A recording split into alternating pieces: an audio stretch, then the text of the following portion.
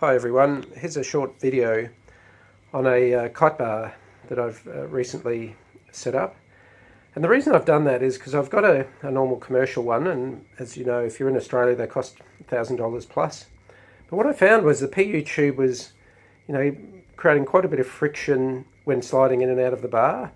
And when I'm foiling, I really just want to have a much more relaxed experience and not have that sort of drag that it tends to have.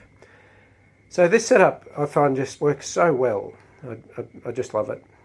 And you can save yourself the best part of $1,000. But the real incentive is just it's a much better kiting experience for me. So I'll just walk you through how it works. Simplicity is one of the strong drivers for me. I didn't want anything too complicated that then it could go wrong, or I wouldn't know if the lines were worn, which is part of the problem with the commercial bars, where the line's hidden in the PU tube, so you really don't know what the condition of the line is. So really quickly, just walking through it, the way I connect with a snap shackle with a quick release to this ring. Sliding through the ring, this other ring goes straight onto my normal safety. So your normal safety leash, just clip on there, and then the bar can slide the whole way up on that safety line. So normal front line safety. What's a bit different about, just while I'm here, you can see how much room it is. So this is 6mm Dyneema.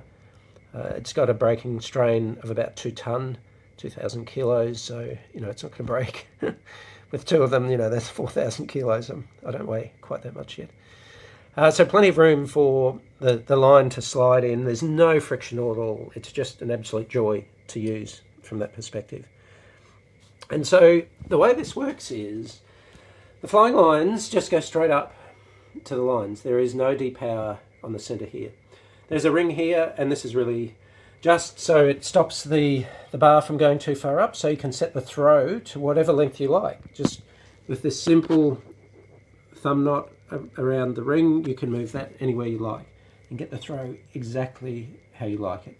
And you can see the safety line just easily runs through there, so no chance of that getting hung up.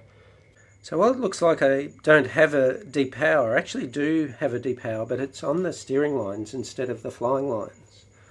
So the way this attaches is in a very easy way. So there's just the line that comes through here. I make a loop, just do a thumb knot, so it's a nice big fat knot at the end here to stop it coming through the hole there. And then it comes up through 3 15mm stainless steel rings. So you can see the line comes up through this ring, through the second ring and back out again. So it sort of captures that second ring in a little loop there. So you can see how that captures it. Up through a third ring and then tying off on the second ring. Again, I haven't used any splicing, just the knots work fine. It's not as elegant, and if you want to get into splicing, go for it. It'll look a bit prettier, I suppose.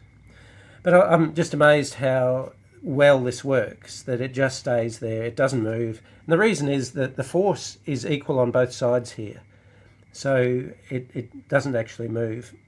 And then to adjust it is very simple. You just grab the second ring and then slide it either further down or further up to power or depower the kite.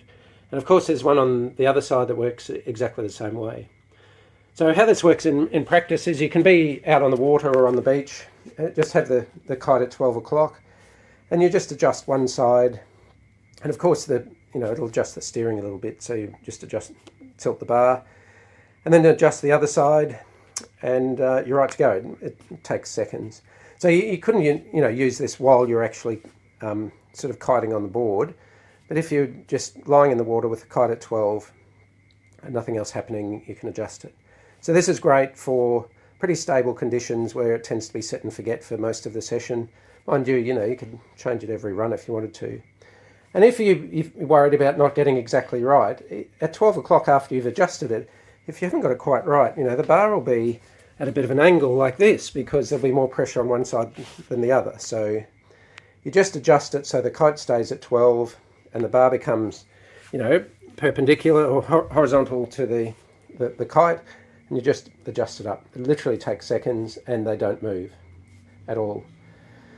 So this works really well for me, and we've just got standard Lark's head connections with a few knots there in case I need to adjust them.